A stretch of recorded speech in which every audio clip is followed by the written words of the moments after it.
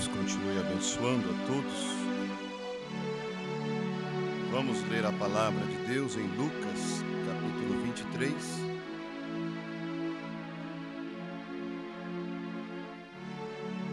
Lucas, capítulo 23.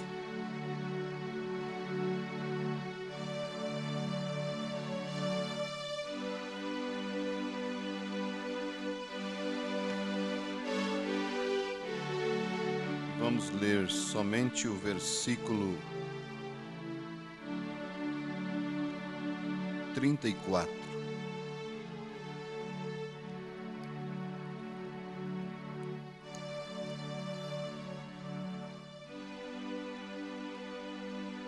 E dizia Jesus: Pai, perdoa-lhes, porque não sabem o que fazem. E repartindo as suas vestes, lançaram sorte. Vamos orar, curve a tua cabeça. Tenha uma palavra de oração. Digno Mestre, Autor da vida eterna,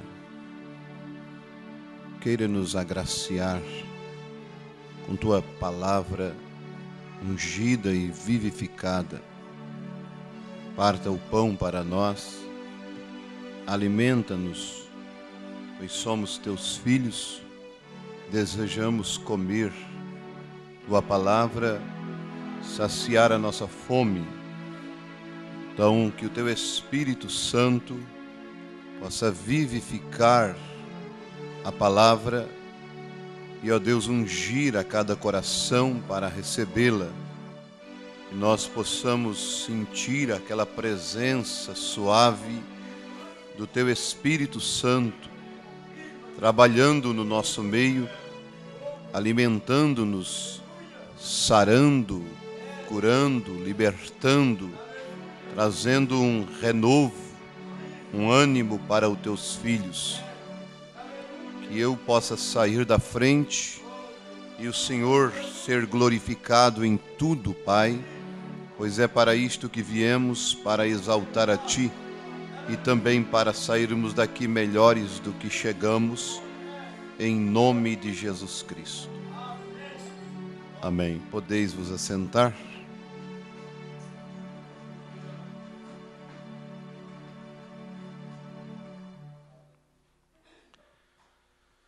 O Calvário tem um efeito muito tremendo na vida do ser humano, mas como fazer o Calvário ter a eficácia ou ter efeito em nossas vidas? Que o Calvário produz, desde que haja umas certas coisas que você tem que fazer. E nós vamos discorrer algumas coisas, porque eu acho que o clímax do Calvário, né, o clímax, o máximo que o Calvário produziu, para mim, foi justamente esta expressão do Senhor Jesus Cristo, dizendo: Pai, perdoa-lhes, porque não sabem o que fazem. Diz o nosso profeta, usando esta escritura, ele diz: é muito fácil você perdoar alguém que é teu amigo, mas é difícil você perdoar quem está desejando lhe matar, se ele pudesse. É difícil, não é? E aqui Jesus estava dando esta expressão para as pessoas que estavam lhe matando.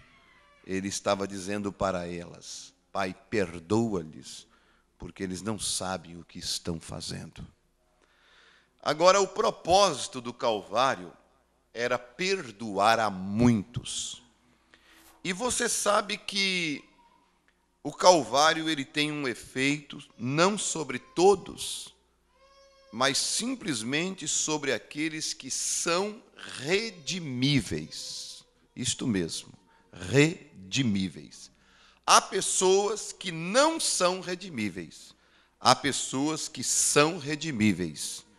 O profeta disse que Jesus Cristo morreu, citando Apocalipse 13:8 e Apocalipse 17:8, ele morreu para redimir aqueles que tinham seus nomes escritos no livro da vida do Cordeiro desde antes da fundação do mundo.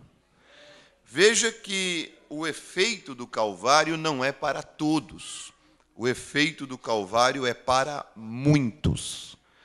Em Apocalipse nós vemos que o Cordeiro foi sacrificado desde antes da fundação do mundo e que a besta não vai enganar aqueles que têm os seus nomes escritos no livro. Então não são todos, somente os que têm os seus nomes escritos no livro da vida do Cordeiro é que não vai ser enganado.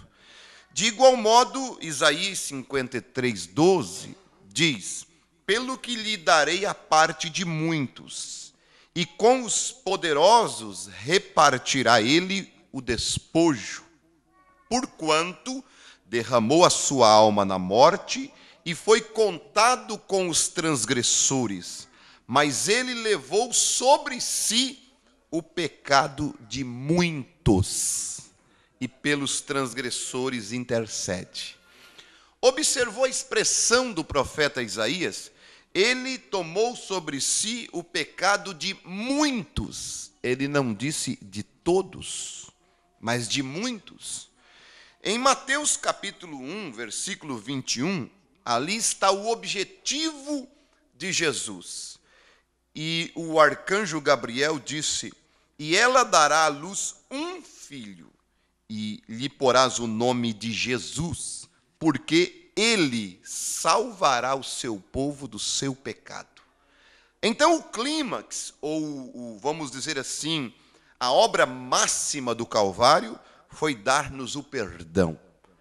Em Mateus 26:28, quando Jesus estava ministrando a ceia para os seus discípulos, Jesus disse: porque isto, quando ele falava do cálice, do vinho, ele disse: porque isto é o meu sangue, o sangue do Novo Testamento, que é derramado por muitos, para a remissão dos pecados. Vê?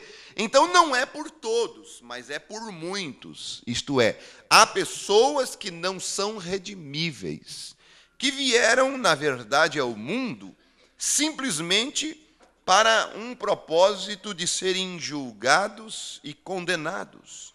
Você quer abrir comigo em Romanos capítulo 9? E nós vamos um pouquinho aqui nas Escrituras, porque quando nós queremos ter uma resposta, quando se tem uma pergunta bíblica, temos-se uma resposta bíblica. E nós vamos ver algo a respeito destas coisas. Vejam, Romanos capítulo 9, e nós vamos começar a partir do versículo 13. Acharam? Romanos fica logo após, então, acharam? O livro de Atos, né? De Atos dos Apóstolos, é isto? Romanos fica após o livro de Atos, é isto, né? Versículo 13, né? Todos temos que ficar bem atentos, porque é um ensinamento, é uma escola. Como está escrito: amei Jacó e aborreci Esaú. Isto está em Malaquias capítulo 1. Que diremos, pois, que há injustiça da parte de Deus? De maneira nenhuma. Pois diz a Moisés: compadecer-me-ei de quem me compadecer, e terei misericórdia de quem eu tiver misericórdia. Assim, pois, isto não depende do que quer, nem do que corre, mas de Deus que se compadece. Jesus Cristo disse que não foi os discípulos que escolheram a ele, foi ele que escolheu os discípulos. Não foi nós que escolhemos a ele, foi ele que nos escolheu. E ele nos escolheu para um propósito, para nós darmos frutos. Porque diz a Escritura a Faraó: para isto mesmo te levantei, para em ti mostrar o meu poder e para que o meu nome seja anunciado em toda a terra. Deus levantou o Faraó com um propósito, um único propósito de mostrar a sua glória, mostrar o seu louvor. Deus, muitas vezes, levanta um ímpio para que o nome dele seja glorificado. É aqui justamente o que o profeta usa na mensagem à era de Sardes, dizendo que Faraó, nem mesmo seu nome foi mencionado no céu em nenhum livro. Por quê? Há pessoas que estão nos livros sagrados que são riscados, há aqueles que estão ali que não podem ser riscados, que são o caso da noiva, que foi escrito no livro da vida do Cordeiro, que de hipótese nenhuma pode ser riscada, porque a esposa dele é parte dele. E no caso de Faraó, nenhum livro não foi colocado o nome dele. No caso de Judas Iscariotes, foi colocado e o nome foi riscado, porque ele negou a palavra. Ele abandonou a palavra, ele vendeu a palavra, certo? No versículo 18, logo, pois, compadece-se de quem quer e endurece a quem quer. Dir-me-ás, então, por que se queixa ele ainda? Porquanto quem resiste à sua vontade? Mas, ó homem, quem és tu que a Deus replicas? Porventura, a coisa formada dirá o que a formou? Por que me fizeste assim? Ou não tem o oleiro poder sobre o barro, para da mesma massa fazer um vaso para a honra e outro para a desonra? E que direi se Deus, querendo mostrar a sua ira e dar a conhecer o seu poder, suportou com muita paciência os vasos da ira, preparados para... Que coisa! Foram preparados, vieram com um propósito, para a perdição. Vieram como lenha para queimar no Armagedon. Certo? Por quê? Este é o propósito pelo qual eles vieram. Por isso você tem que dar graças a Deus por ser revelado, por ser um cristão, por Deus ter te chamado. Agora, cuide para você não só ser um chamado, mas ser um escolhido dentre estes chamados. Porque muitos são chamados, mas ficam dentro da igreja somente. Ali, um visita, o outro fica na igreja, não toma ceia, nunca se posiciona, nunca toma uma decisão. Ele fica ali, ele é um chamado, mas não é um escolhido. Ele não consegue chegar ao batismo do Espírito Santo. Ele não consegue nascer de novo. Ele não consegue transpor a casca, isto é, nascer, sair daquele marasmo o qual ele se encontra. Ele fica numa casca, ele fica em algo que ele tem algumas ideias que ele não consegue deixar. Ele prefere ficar naquele casulo que ele se encontra, que é o mundo dele. É um mundo podre, um mundo nojento, um mundo pequeno. Ao invés de sair dali para uma realidade tão grande que é esta mensagem, vivê-la, amá-la, servir a Deus, desfrutar do que Deus tem, sair desse pequeno casulo que o diabo colocou, né? De círculo vicioso, e entrar num mundo real, da palavra, saber que lá fora está podre, mas dentro da palavra nós temos esperança, temos uma realidade, vivendo a palavra, obedecendo a Deus. Veja, então, esse foi o objetivo máximo do Calvário. Através da crucificação, desce o perdão dos pecados para muitos, ou seja, para os seus filhos, para os eleitos, e, consequentemente, desce a vida eterna, libertando nossas almas da condenação do inferno. Perdão, a palavra perdão, ela quer dizer remissão de uma falta, ofensa ou dívida, remissão da pena. Isto é, tínhamos uma dívida, e veja que é aí aonde entra você, é aí onde entra a parte do noivo e a parte da noiva. Entra a parte do noivo em dizer, quer casar comigo? E entra a parte da noiva em dizer, sim, eu quero. Ou dizer, não, não quero. nem um juiz de paz, nem um pastor, ninguém fará ela casar se ela não disser sim, eu quero. Certo? Jesus te quer. Jesus quer você, mas você tem que dizer sim. Você tem que dizer eu quero. Você tem que se doar e aceitá-lo. Caso contrário, ninguém te levará para o céu. Não adianta. Não, eu poderei fazer o máximo de esforço que eu quiser. Não conseguirei te colocar no arrebatamento se você não dizer sim. Veja, ali estava Eliezer, ali estava Rebeca, ali estavam os pais, ali estavam os irmãos. E ali, lá no outro lado, aonde estava o Isaac, ele aguardava, certo? Assim também é Jesus Cristo, ele aguarda. Porém, o Eliezer disse, olha, eu preciso ir. E os pais disseram, mas fica pelo menos mais 10 dias.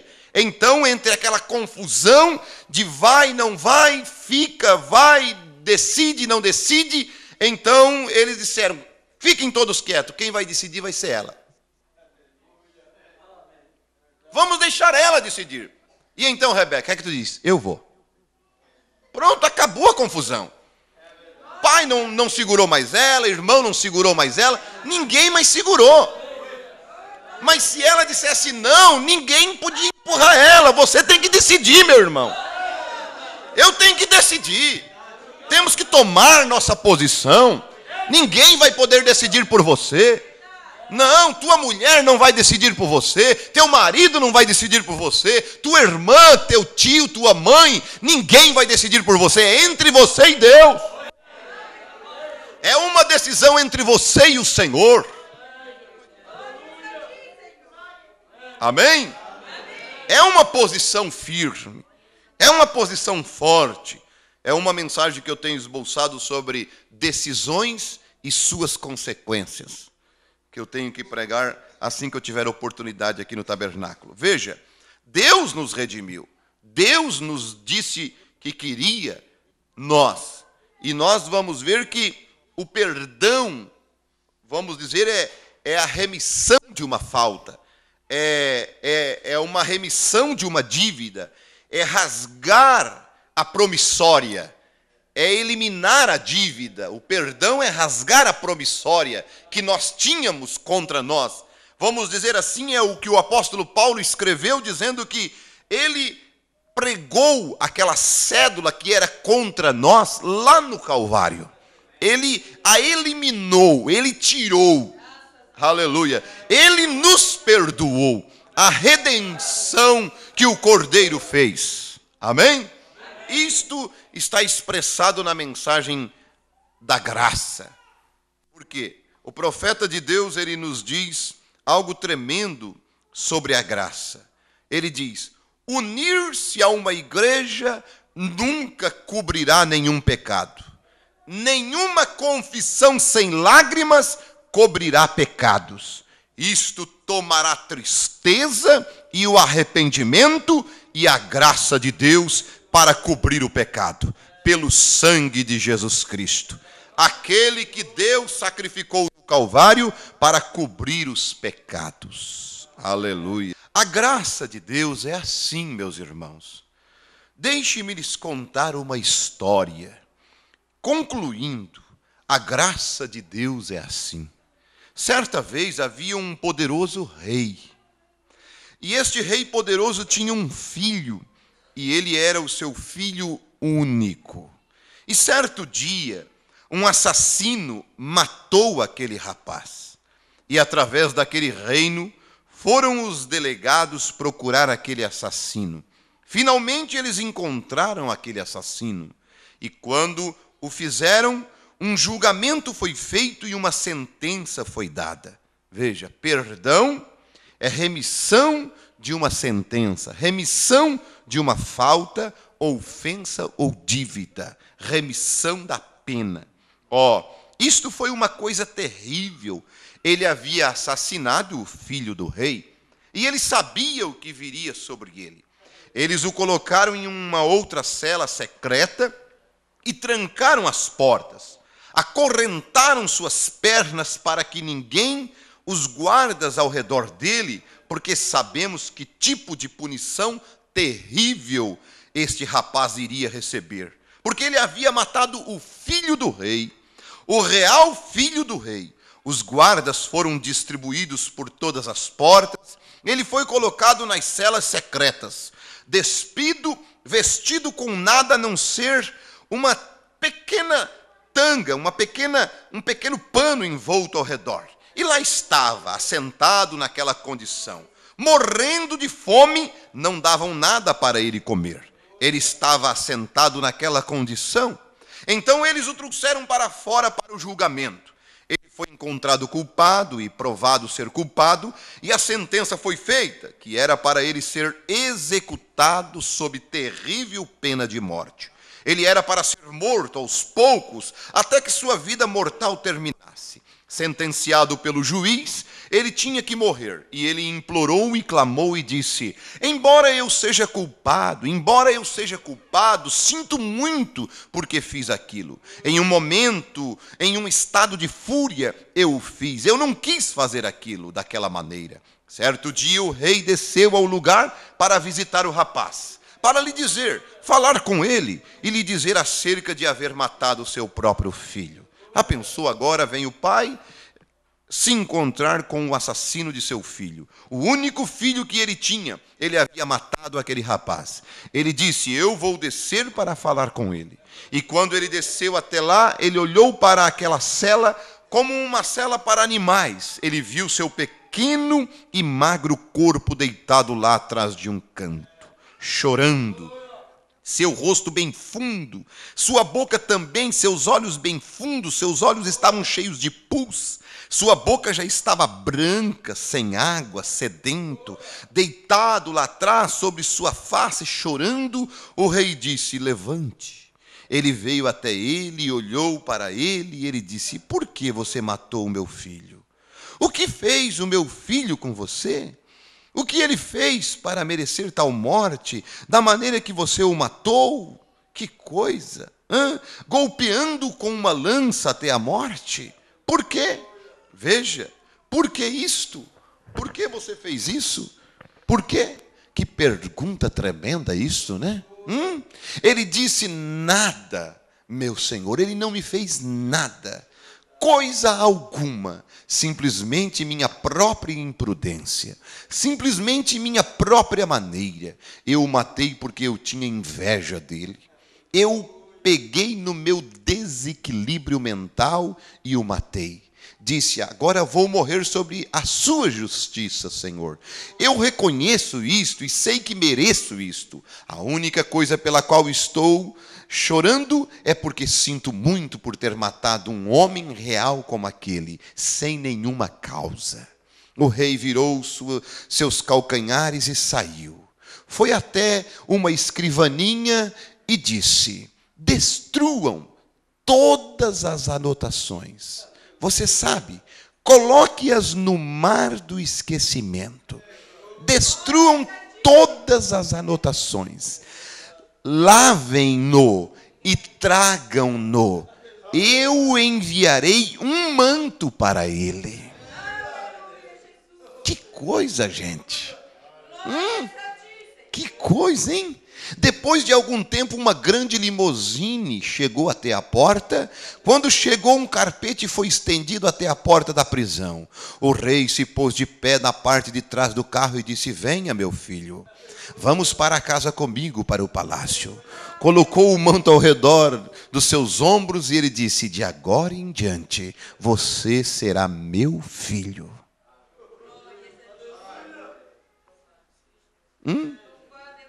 Porque ele teve pena. Isto é graça. Este era eu. Este era você. Nós matamos o Filho de Deus com os nossos pecados. Nós éramos estrangeiros, sujos, imundos, deitados nas celas do mundo. Deus nos lavou com o sangue de seu próprio Filho. E nos limpou, e nos colocou o manto do seu Espírito Santo. E agora a grande carruagem de Deus parará à porta algum dia, e nós iremos para casa para vivermos com Ele. Aleluia! Todas as anotações foram destruídas. Não podemos ser julgados mais. Elas foram queimadas. Ele as colocou no mar do esquecimento e não se lembra mais disto. Aleluia. Não é de se admirar que podemos cantar sublime graça do Senhor, que a um infeliz salvou. Aleluia. Veja o que ele fez por mim e por você. Você está feliz por isto? Aleluia.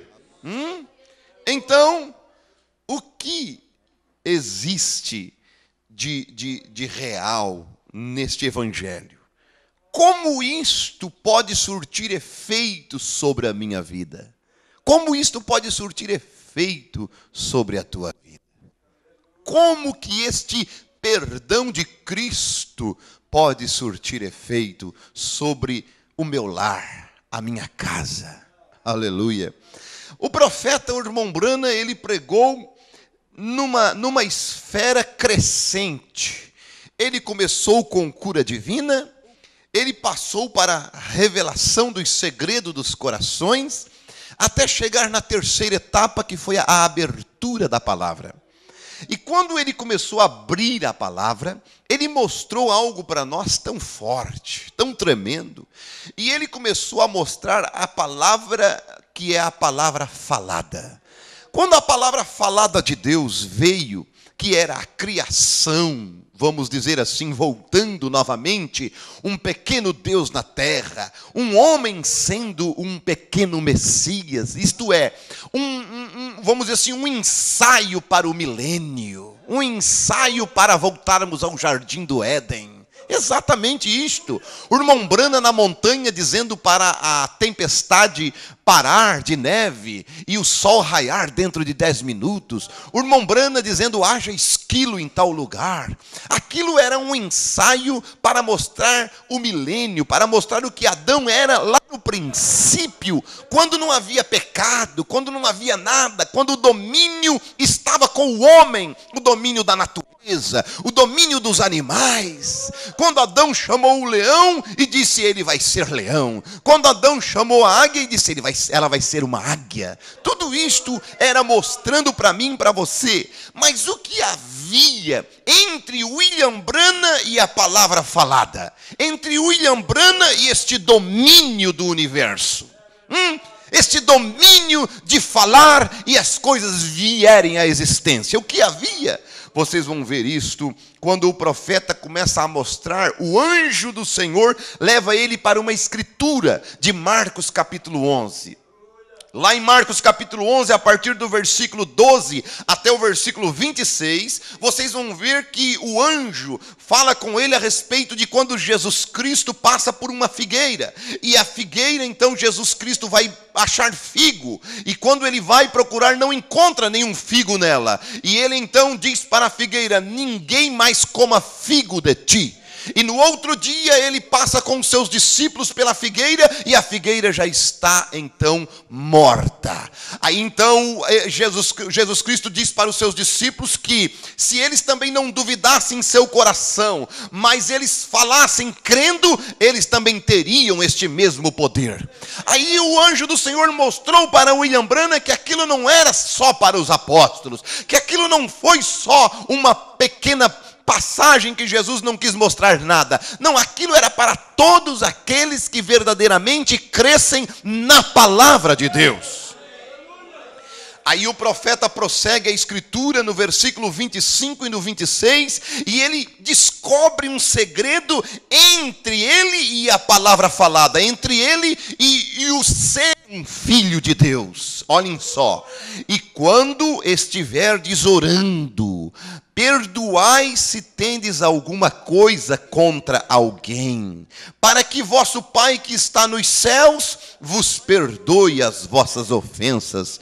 Mas se vós não perdoardes, também vosso Pai que está nos céus vos não perdoará as vossas ofensas. Aqui está o segredo entre mim e a palavra falada, entre mim e o domínio da terra, entre mim e o ser, o Adão que estava no princípio sem pecado, está justamente em não ter nada no coração a não ser Deus.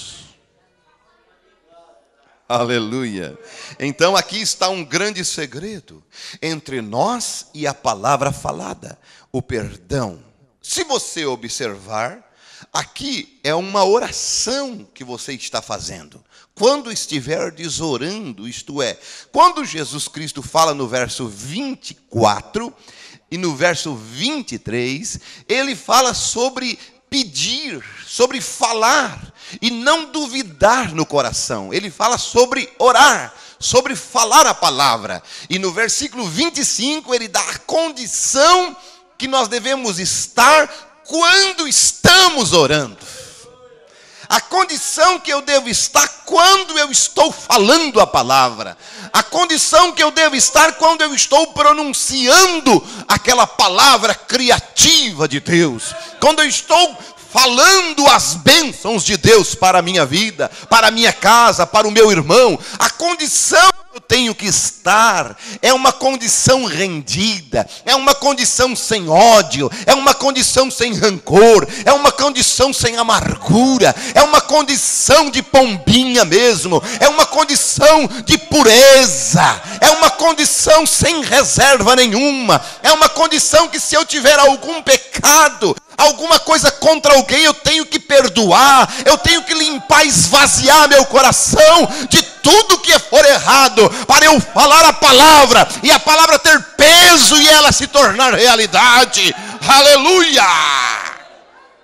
Que expressão tremenda, que forte isto. Aí então Jesus Cristo coloca aqui dentro como o efeito do Calvário teria no nosso coração, na nossa vida, qual a condição, qual o meio, como o Calvário teria efeito na nossa vida, de que forma, como seria Jesus, isto é, veja, perdoai se tendes alguma coisa contra alguém, olhem só, mas se vós não perdoardes, também vosso Pai não vos perdoará a vós. Isto é, como eu conseguir o efeito do Calvário, como eu obter o efeito do perdão do Calvário, como o Calvário surtirá efeito na minha vida. Tem algo ali nesse método, como o Calvário vai surtir efeito na minha vida, como eu vou receber cura divina, como eu vou receber libertação, como eu vou receber salvação. Tem que ter um quê? Isto é, se eu não perdoar, eu não posso ser perdoado. Se eu não perdoar, o Calvário não tem efeito sobre a minha vida. Se eu não perdoar, o Calvário não me cura. Se eu não perdoar, o Calvário não me liberta. Se eu não perdoar, o Calvário não me redime. Mas se eu perdoar, o Calvário me redime. Se eu perdoar, o Calvário me cura. Se eu perdoar, o Calvário me liberta. Aleluia! Glória a Deus!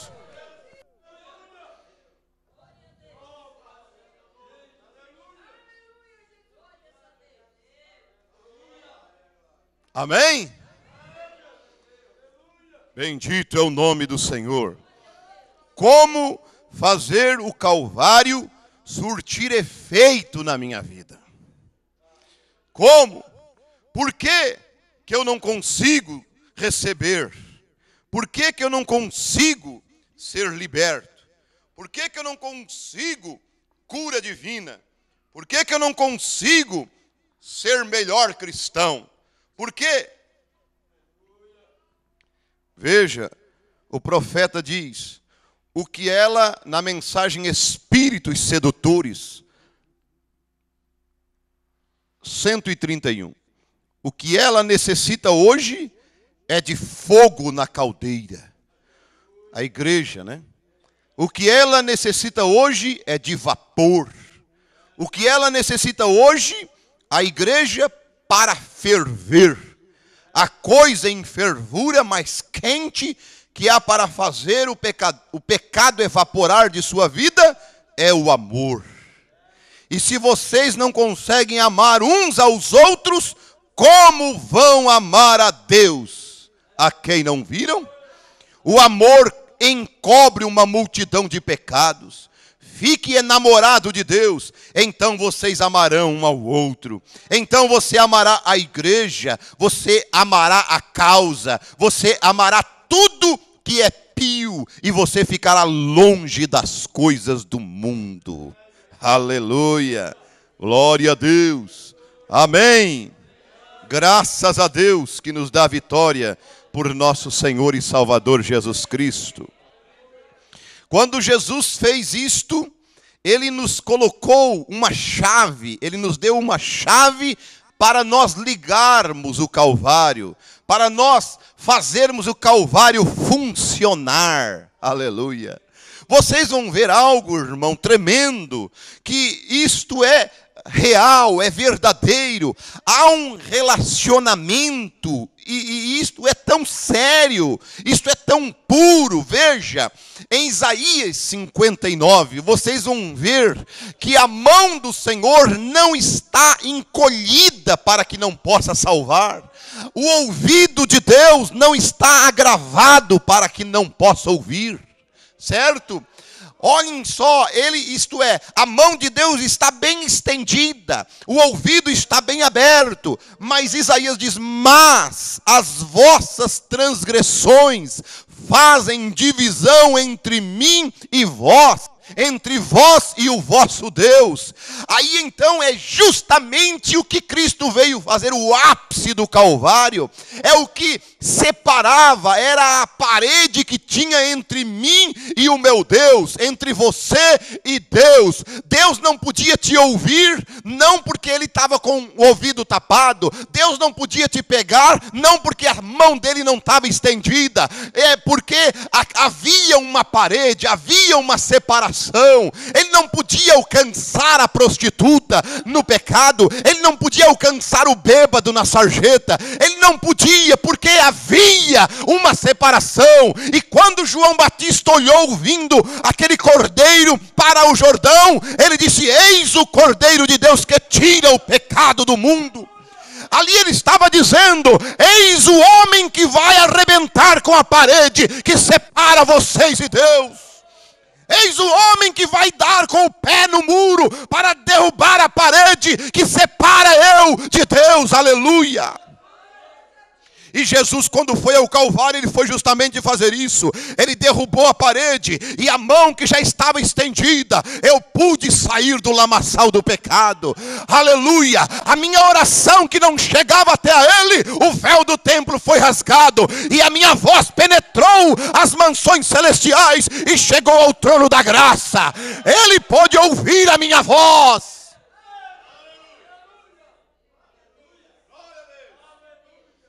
Esse efeito do Calvário, esse efeito que tem o Calvário, Jesus então, ele veio e ele quis estender isto a nós. A terceira etapa do ministério do nosso profeta, quando ele veio estender isto a mim e a você, ele veio nos colocar na condição de pequenos messias, o poderoso Deus desvelado perante nós. Um profeta na terra, trazendo filhos de volta para a palavra, tornando filhos reais, filhos totais, filhos que falarão a palavra e algo acontecerá. Mas para isto, para o efeito da cruz tornar-se real na nossa vida, Jesus deixou algumas chaves, e ele deixou alinhavado nas escrituras algo tremendo. Ele deixou nós presos à sua palavra, ele deixou nós amarrados à sua palavra. Veja o pecado fazendo divisão entre nós e Deus. Em Salmos número 103, versículo 3, é Ele que perdoa todas as tuas iniquidades e sara todas as tuas enfermidades. Primeiro Jesus resolveu o problema do pecado para depois chegar na doença. Amém? Deixa eu dar a notícia para alguém aqui que você ganhou 10 milhões de dólares. Como é que você agiria?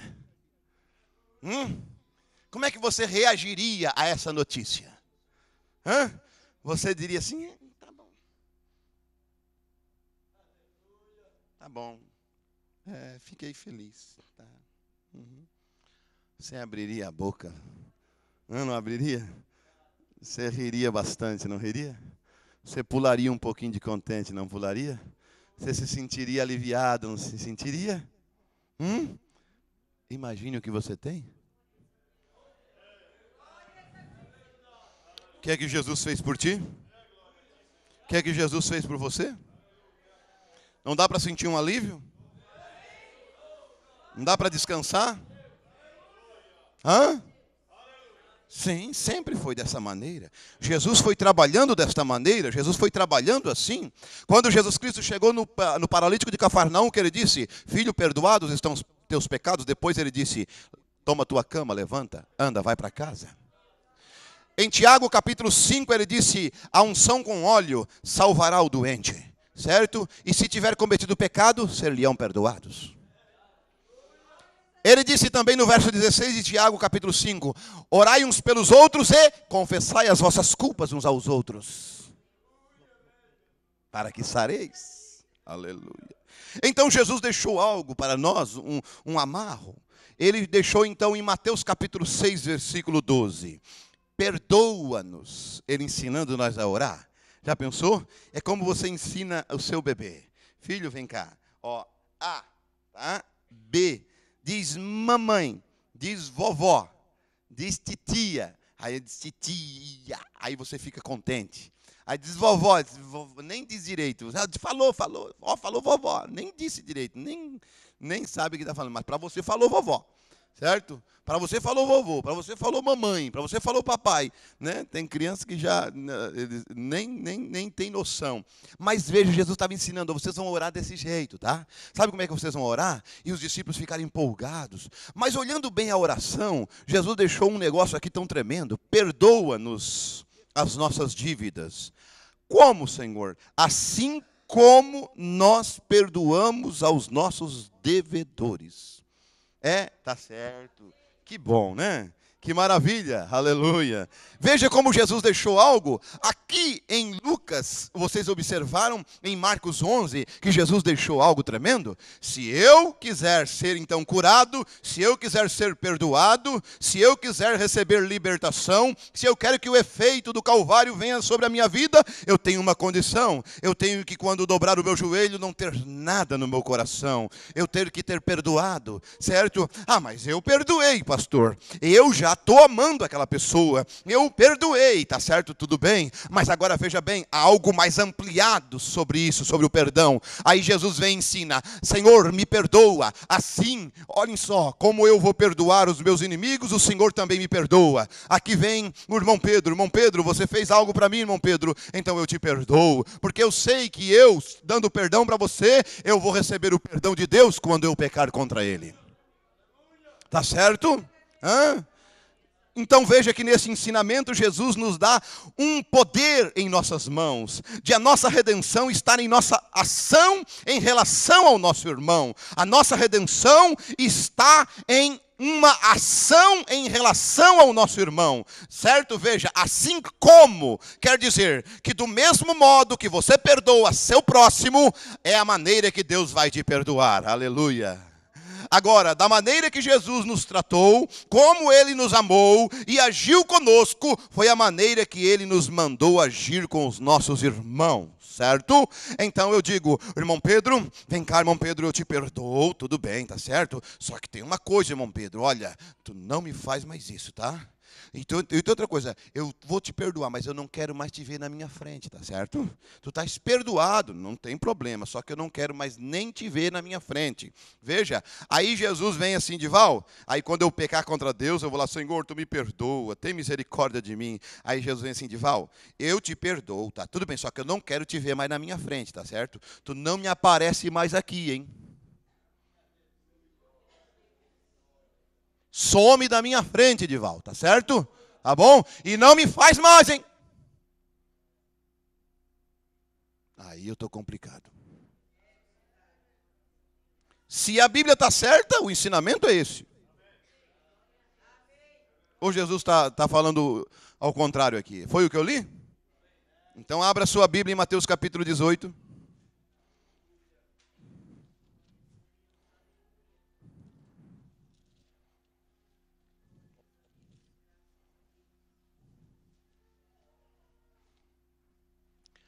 Pedro chegou e disse: mestre, quantas vezes devemos perdoar nosso irmão?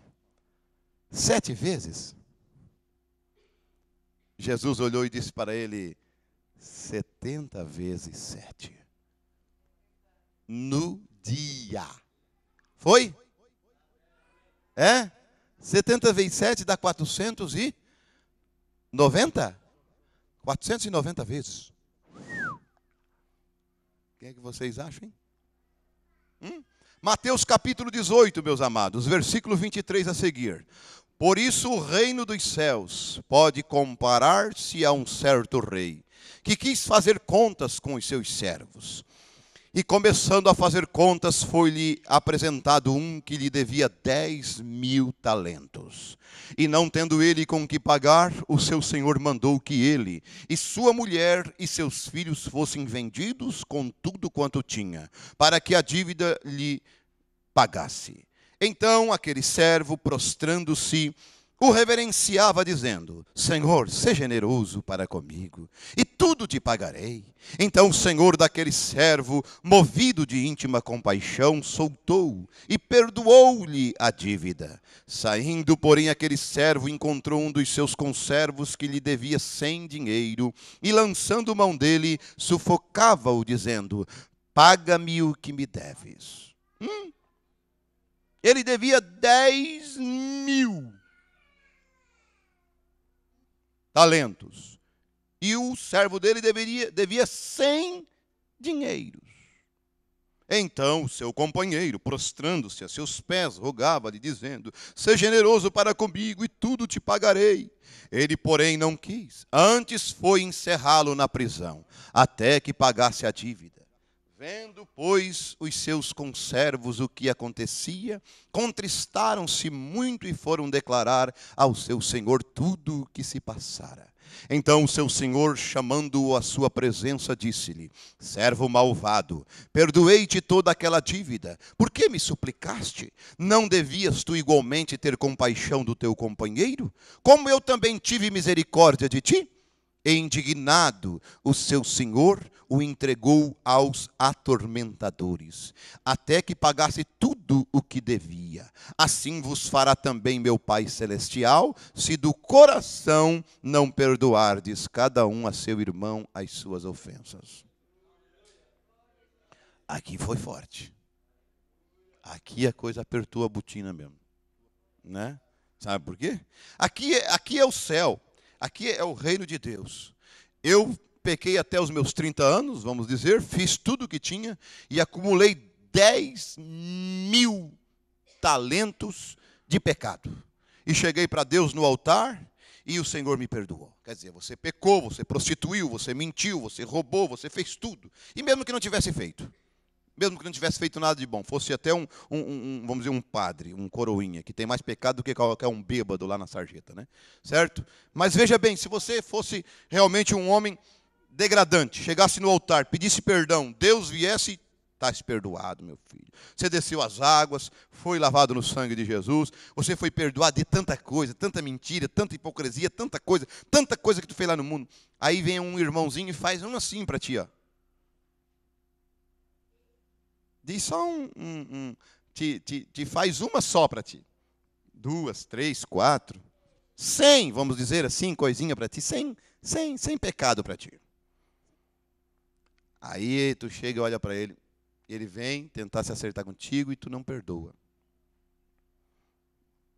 Sabe que aquele perdão que tu recebeu de Deus é anulado? É o que está escrito aqui. Porque o homem disse que assim vos fará também meu Pai Celestial.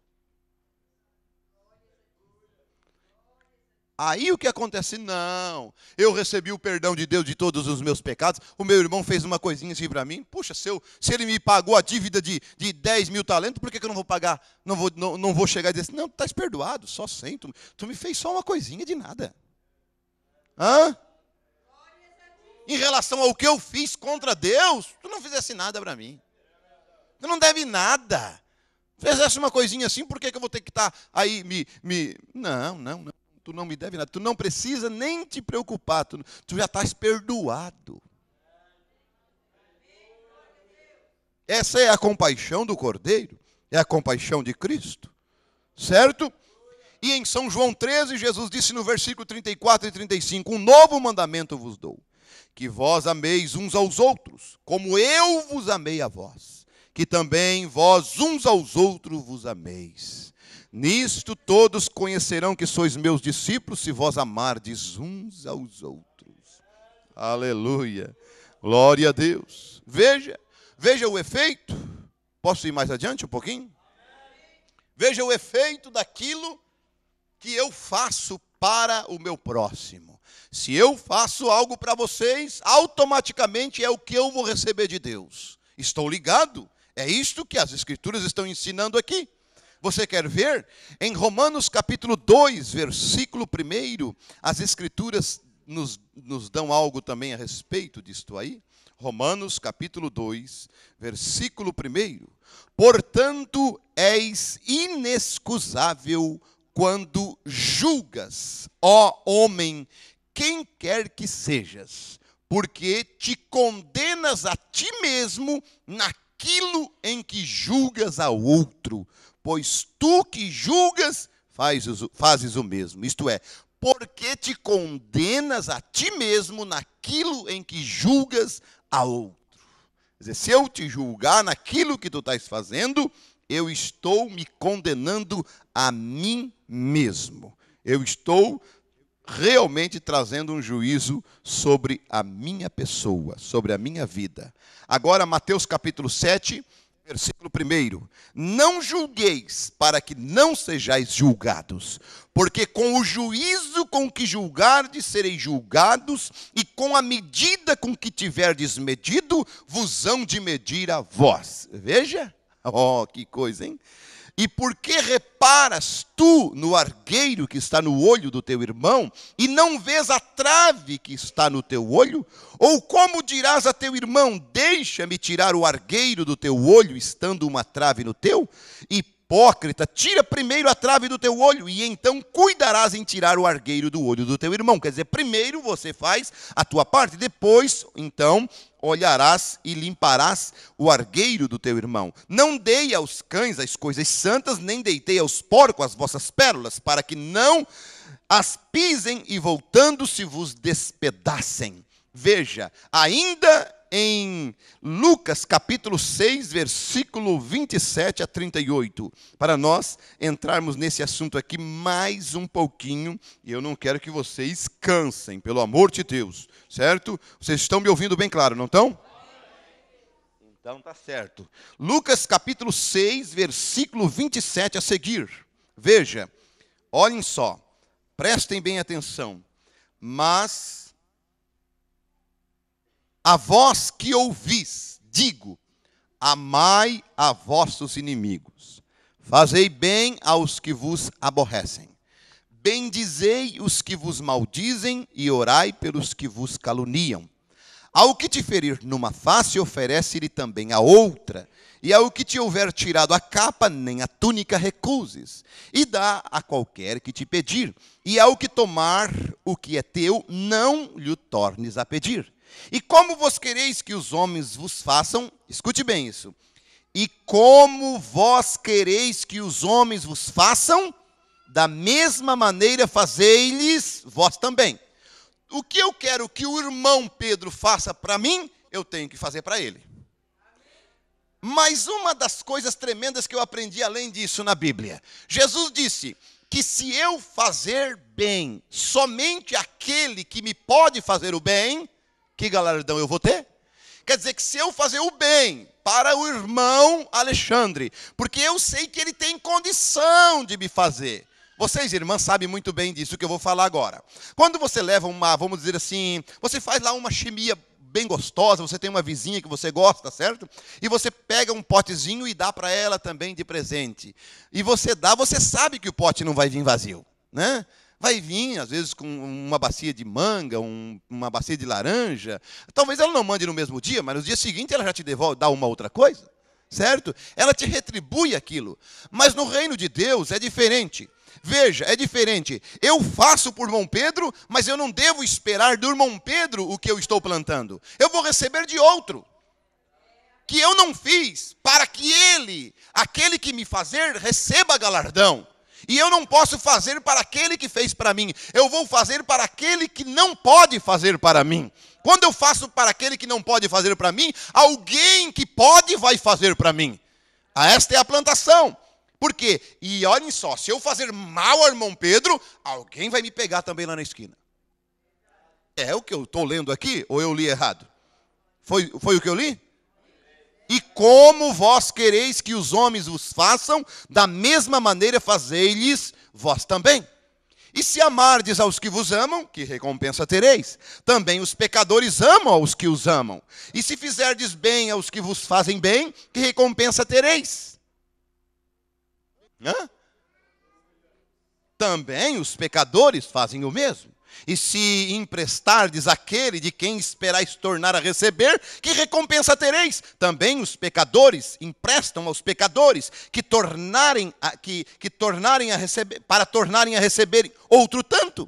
Amai, pois, a vossos inimigos, e fazei o bem, e emprestai sem nada esperardes, e será grande o vosso galardão, e sereis filhos do Altíssimo, porque ele é benigno até para com os ingratos e maus. Sede, pois, misericordiosos, como também vosso Pai é misericordioso. Não julgueis e não sereis julgados. Não condeneis e não sereis condenados. Soltai e soltar-vos-ão. Aleluia. Dai e ser-vos-á dado. Boa medida, recalcada, sacudida, transbordante vos darão. Porque com a mesma medida com que medirdes, também vos medirão de novo. Aleluia. Glória a Deus. Que coisa tremenda esta Bíblia, não é?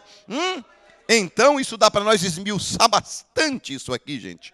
Muito tremendo. Por quê? Veja bem, o efeito disto aqui é chamado o efeito ping-pong. É o efeito da colheita. É o efeito de você bater e volta para você de volta. É o efeito de que você tem que simplesmente, sabe fazer o quê? Você faz. Planta amor, vai colher amor. Planta paz, vai colher paz. Planta alegria, vai colher alegria. Planta fofoca, vai colher um monte de confusão. Planta mexerico, então nem se fala. Vai colher um monte de espinheiro, confusão na vila toda. Tem gente que não faz confusão só na igreja, não. É na vila, é no bairro, é na praça onde ele vai, é na cidade, é no bairro todo. Todo mundo briga por causa daqueles fofoqueiros que tem no bairro. Ninguém se contenta. Então veja, nós temos que plantar realmente a paz para colhermos a paz. É Gálatas 6, versículo 1. Veja, é claro. Pegue Gálatas 6, do versículo 1 até o 7, e vamos ler, meus queridos, porque isso é bom demais, e eu gosto disso aqui. E nós vamos ainda adentrar mais um pouquinho, porque ainda eu vou, olhem só, Gálatas capítulo 6, Gálatas 6, olhem só. Vamos lá, irmãos, se algum homem chegar a ser surpreendido na alguma ofensa, vós que sois espirituais, encaminhai o tal com espírito de mansidão, olhando por ti mesmo, para que não sejas também tentado. Aleluia. Veja, olha, você pega o irmão numa falta, encaminha ele com misericórdia, encaminha ele com espírito de mansidão, porque você também vai ser tentado, com cuidado.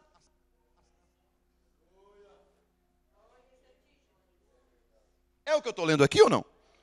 Levai as cargas uns dos outros, e assim cumprireis a lei de Cristo. Porque se alguém cuida ser alguma coisa, não sendo nada, engana-se a si mesmo. Mas prove cada um a sua própria obra, e terá glória só em si mesmo e não noutro. Porque cada qual levará a sua própria carga. E o que é instruído na palavra, reparta de todos os seus bens com aquele que instrui. Não erreis.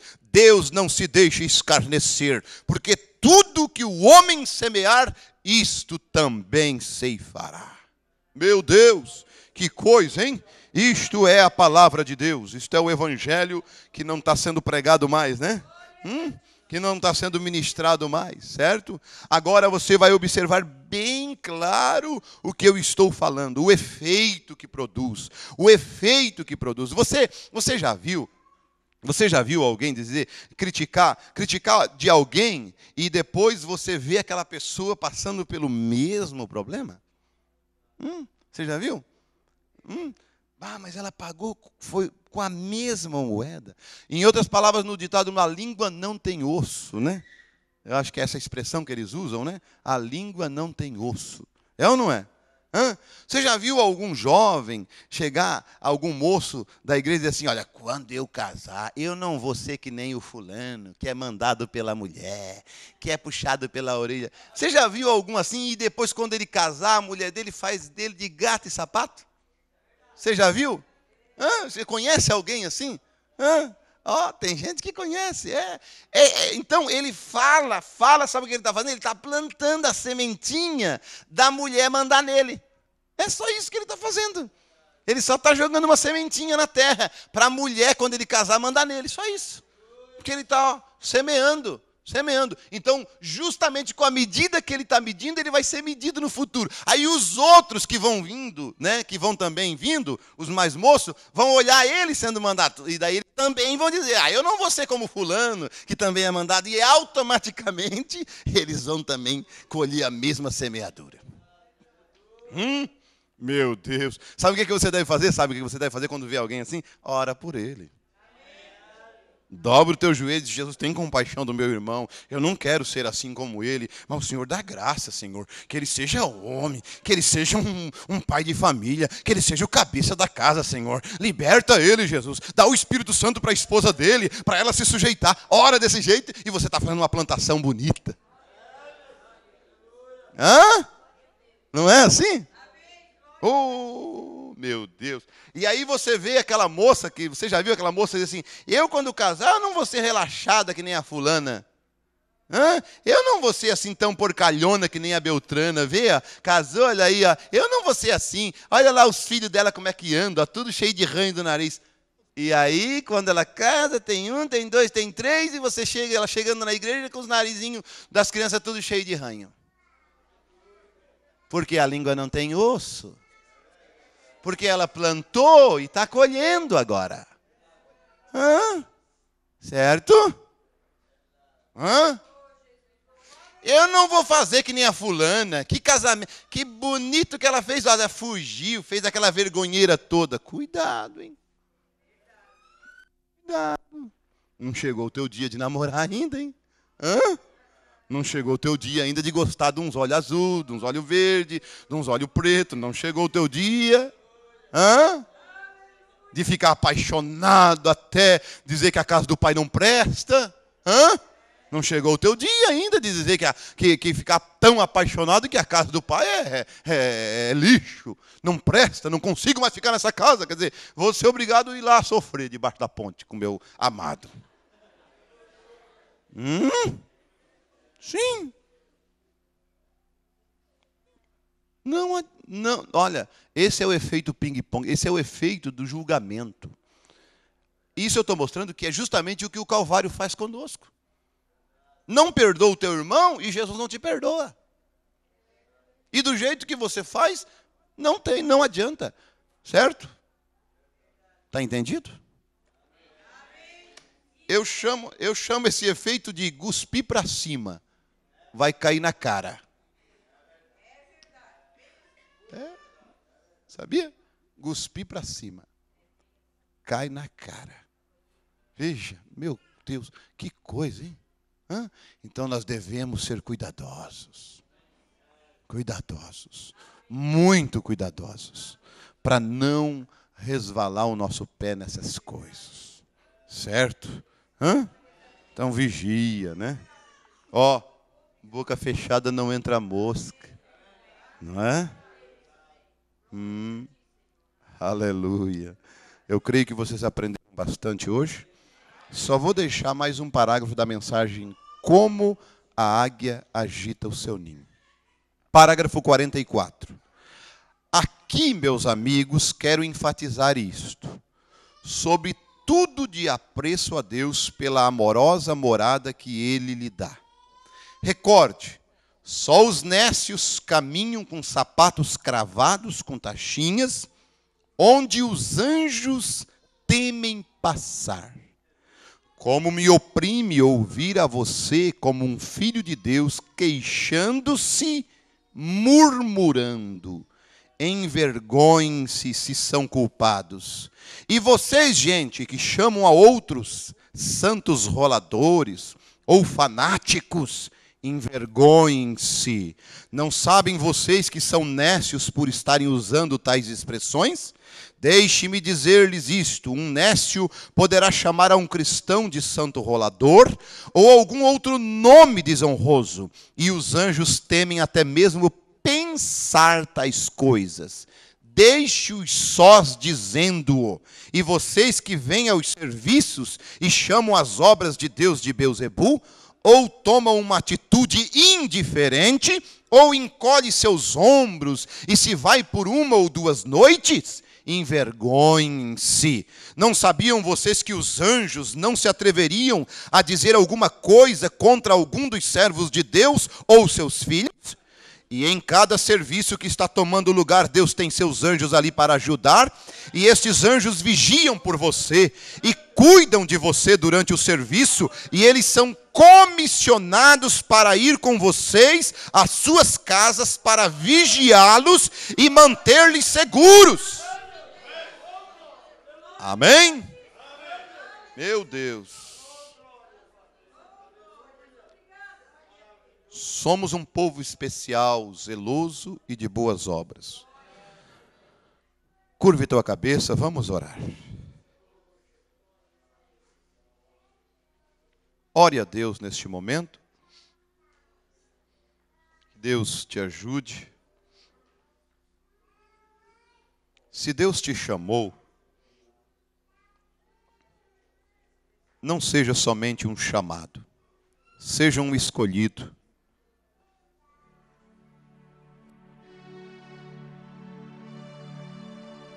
Como eu creio que foi Deus que me deu esta palavra,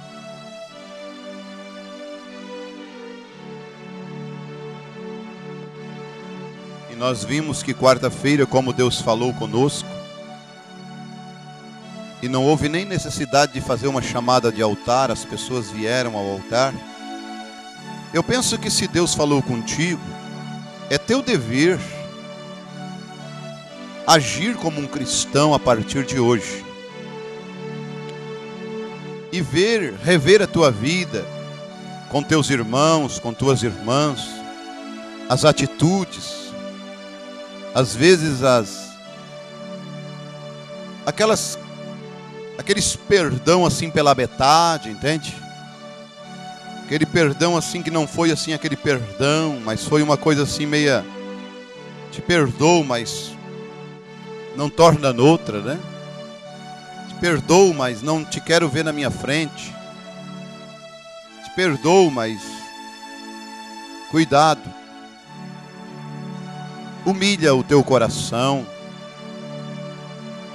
Quebranta. E se você ainda sente que tem uma velha natureza de corvo, que ainda está beliscando lá no mundo e não está decidido se você quer as coisas de Deus somente, ou se quer as carniças, e você quer força, poder, você quer graça para viver o suficiente, uma vida cristã livre, limpa, digna do Evangelho, eu quero orar por você. Feche teus olhos, levante suas mãos e confesse para Deus a tua fraqueza. Enquanto estamos com nossas cabeças inclinadas, nossos olhos fechados, confesse para Ele e diga: Senhor, eu tenho fraquezas nesta área, eu não consigo ainda vencer estes maus hábitos. Eu não quero ser aquele corvo que Noé soltou e foi pousar nas carniças. Eu quero ser aquela pombinha, Senhor, que não encontrou lugar lá fora no mundo e voltou para dentro da arca. Você quer ser aquela pombinha que não encontrou lugar lá no mundo, você foi lá, viu as carniças, viu as coisas que o mundo tem para oferecer, e você disse: não, isso não presta, isso é horrível, me deixou mal, eu não consegui mais nem mesmo orar, eu fiquei realmente sem alegria, sem gozo, sem paz, tudo virou uma tribulação só na minha vida. Eu não quero mais essas coisas, eu quero ser um cristão, quero ser um filho de Deus. Que o Senhor te ajude então. Levante tua mão, eu quero orar por você. Amado Deus, a mãos levantadas, Senhor, eu oro, Pai, por estas vidas que estão, Senhor, com seus corações por certo, Senhor meu Deus, desejando que o Teu Espírito Santo faça morada. Eles têm ido, olhado as coisas ali no mundo e eles não têm se agradado. Eles não podem pousar sobre aquelas carniças. Eles não podem permanecer ali. Eles querem voltar para dentro da arca. Eles querem encontrar um lugar aonde há grão, aonde há a palavra. Eles querem estar com seus olhos voltados para o Teu Evangelho. Eles não são do mundo, Senhor. Eles simplesmente estavam ali.